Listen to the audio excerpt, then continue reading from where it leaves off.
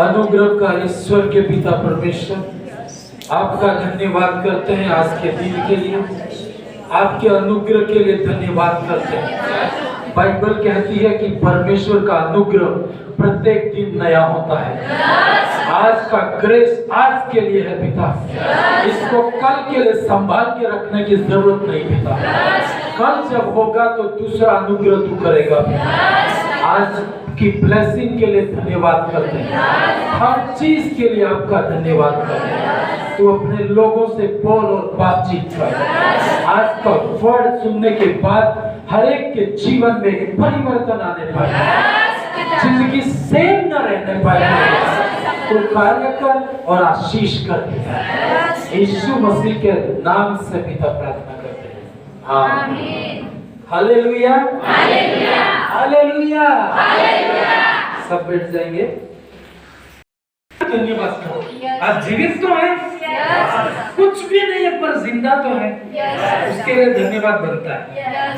जो मर गए वो वहां परमेश्वर के पास पहुंचे होंगे, वो कहते होंगे प्रभु तूने मुझे अभी तक जीवित रखा होता तो मैं कितना धन्यवाद करता। तो देख मेरे को तूने उठा लिया, जो जीवित है वो आज तक धन्यवाद नहीं कर रहे, वो वहां शिकायत कर रहे होंगे। इसलिए उनको मौका नहीं देना है, आपको बहुत धन्यवाद करना है, परमेश्वर की महिमा करनी है। Hallelujah, hallelujah. पर मैसेज में जाऊं उससे पहले एक दो गवाही में थोड़ा सा बोलना चाहूंगा। एक तो परमेश्वर का फर्स्ट धन्यवाद करता हूँ इन्वर्टर के लिए।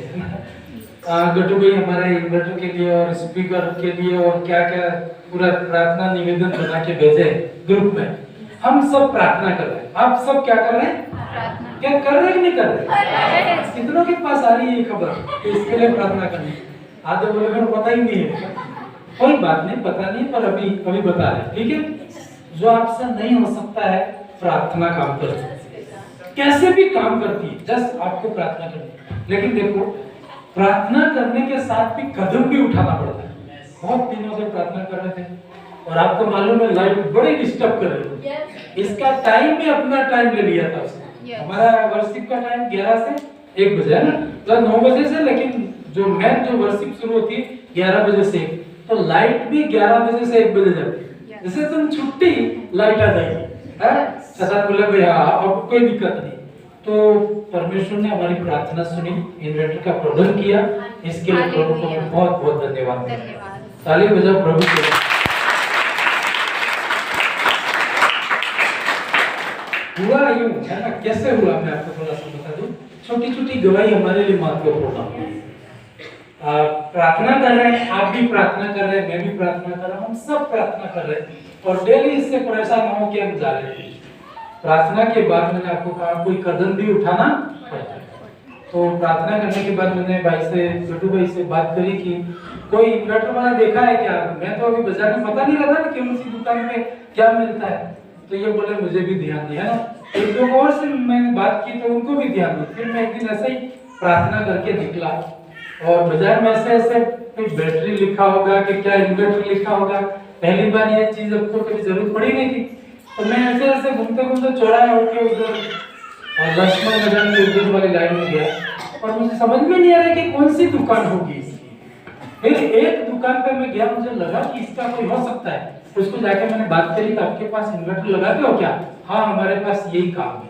हालेलुया, मैंने कह दिया सब कुछ उसने बता दिया। फिर मैंने कहा हमको एक इन्वर्टर लगाना है, हमारे चर्च में लाइट चली जाती है आराधना के टाइम में, है ना। मैंने उसको यूं नहीं बताया कि घर में लगानी कुछ भी, सीधा मुंह पे यही निकला कि हमारे भवन में लगा दिया। तो वो तुरंत उठा, मतलब दूसरी जाति का है, कला लय है ना। Hallelujah, hallelujah. वो मेरे पास जेब में 1 रुपया नहीं था, है ना। पर जस्ट मैं तो अभी खोज करने के लिए गया, फिर लगाना तो परसों तक लगाएंगे, 1 महीने बाद लगाएंगे, कितना बिल है एक बार बात। तो उसने कहा प्रार्थना भवन में लगाना है तो अब भी आता हूँ मैं लगाने के लिए। मैंने कहा रुको भाई, मेरा प्लान बनाना पड़ेगा, घर जाने दो, क्योंकि अब भी आ जाएगा, उसको थोड़ी पता है कि हमारी कंडीशन क्या है। हालेलुया, मैं तो तैयार होके आया था, तुझे क्यों लगता होगा, पर भाई रुक है ना, उसको रोकना पड़ा। नहीं आप जाते ही मेरे को फोन करना, तुरंत मैं आ जाऊंगा। नहीं आप भाई मैं आप जाके फोन करूंगा। हालेलुया, मैंने कहा उसने इतना इतना बिल जो भी बताया उसने बिल की बात ही नहीं करी। मैंने कहा कोई दिक्कत नहीं, बिल की बस मैं लगा देता हूँ, तुम्हारा काम नहीं रुकना चाहिए। Hallelujah hallelujah. मैंने आके प्रार्थना की, प्रभु आदमी तो तैयार हो गया है, अब भी फोन करो ना के लगा देगा, पर लगाने के बाद तो पेमेंट करना ही होगा है। ऐसे बोल सकते हैं क्या? हम तो विश्वास से चलते हैं भाई, तू भी विश्वास कर ले। वो विश्वास करेगा क्या? तू तेरा विश्वास रख, मुझे तो अभी चाहिए है ना, बोलेगा नहीं उनका दुनिया को आप बोलो हम तो विश्वासी लोग हैं, चमत्कार होते हैं नहीं है तो भी होते हैं, तो तू भी विश्वास कर, तो वो करेगा क्या? वो नहीं करेगा, उसको तो दिखना चाहिए है ना। तो जस्ट मैं प्रार्थना कर रहा था कैसे करूं प्रभु है, और फिर जैसे रविवार आ ही जाएगा, आ ही जाने वाला है, मैंने इसको कॉल किया और ऐसे अंदाजी एड्रेस बताया गया यहाँ पे है, और आप वो व्यक्ति ढूंढता हुआ हाँ इधर आ गया, देखिए हालेलुया। लगा दिया उसने, लगाने के बाद उसने कितना बिल, अरे बिल की तो बात ही मत करो आप, अरे भाई हम तो विश्वास से चल रहे हैं, लेकिन तुम भी विश्वास से चल रहे हो क्या? नहीं बिल 1 महीने बाद देखेंगे। हालेलुया भी नहीं दिया है, लेकिन उसने बताया, मैंने कहा फिर भी कितना एवरेज आएगा भाई? उसने कहा 21,700 रुपए। हालेलुया बाय फेथ काम चल रहा है, परमेश्वर इसके लिए प्रबंध करेगा। हालेलुया लेकिन आपको भी हाथ बढ़ाना है, परमेश्वर करेगा, आप छुट्टी ऐसा नहीं है। वो बोलेगा मैं तुझे आशीष दूंगा, तुम उसमें से क्या करना निकाल। परमेश्वर आशीष आपको देगा और आपको उसमें हेल्प करनी है। लेकिन प्रभु का धन्यवाद, आप करो ना करो, प्रभु का काम हो चुका है, परमेश्वर ने कर दिया है, इसके लिए प्रभु को एक बार फिर से मैं धन्यवाद करता।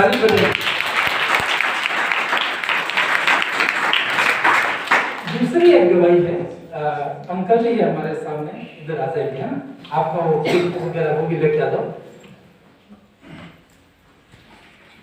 हम लोग सब लोग लेते हैं, इतने सालों से हम प्रभु को ले रहे हैं।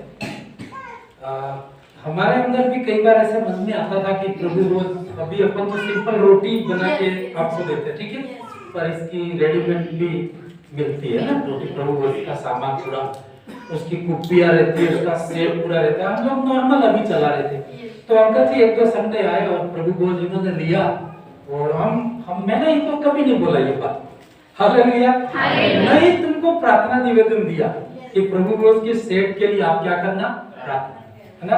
लेकिन कई चीजें हमारे दिल में होती, मेरे मन में जब कभी लेके ये प्रभु को होता था, प्रश्न उठता था कि इसके लिए कुप्पी लानी है प्रभु, इसके लिए सेट लाना है, लेकिन यहाँ मिलता नहीं है ना, हमारी डूंगरपुर में इतनी फैसिलिटी अहमदाबाद या बाहर की बड़ी सिटियों में मिलता है। तो एक भाई को मैंने कुप्पी के लिए ऑर्डर भी दिया था, लेकिन वो अगला मिला नहीं, तो आ नहीं पाई। लेकिन इन्होंने एक दिन मैंने इनको बात करी क्या अंकल जी, अपनी कभी ऐसा नहीं कहा कि ये चीज आप देना है ना। हालेलुया एक चीज मैं आपको बताऊं, हमारा परमेश्वर आपका नाम जानता है, मेरा नाम जानता है। यदि नाम जानता है तो तुम्हारी सारी हिस्ट्री या जो जरूरत है वो भी परमेश्वर जानता है। बाइबल में एक जगह ऐसा लिखा, तुम्हारे सिर के बाल भी गिने हुए। तुमने तुम्हारे सिर के बाल कभी गिने? नहीं भाई साहब, कितने बाल है तुम्हारे सिर में? नहीं गिने ना, गिन नहीं सकते हो तुम, अनगिनत है ना। लेकिन परमेश्वर कहता है तेरा सिर के एक एक बाल मैंने गिन के रखा है। हालेलुया सब कुछ जानता है, अपन उसको बोलते वो भी जानता है, नहीं बोलते वो भी जानता है। तो उन्होंने फोन किया कि प्रभु को अपन लेते हैं, सिंपल रोटी है तो मैं कहीं से मंगवाऊं, है ना। तो अंकल जी ने बात करी, आपके किनका बेटी के, नितिक्षा छोटी बेटी है मेरी, नितिक्षा बड़ौदा से है। तो मैंने मेरी बेटी से बात करी है, ऐसी बात है तो मेरी बेटी ने अरेंज किया सब ये। Hallelujah hallelujah. इन्होंने जाके, क्योंकि कई बार आपको मालूम है परमेश्वर की आशीष कैसे खुलती है, बिना बताए वो करना, परमेश्वर चट से आशीष देता है ना, क्योंकि वो जानता है, क्योंकि परमेश्वर कई बार आपको रास्ते खोलता है। तो इन्होंने ऐसा फील हुआ होगा कि अपन जब खड़े होते थे, थोड़ा सा खोलना भी, एक भाई आता ना, एक भाई आता,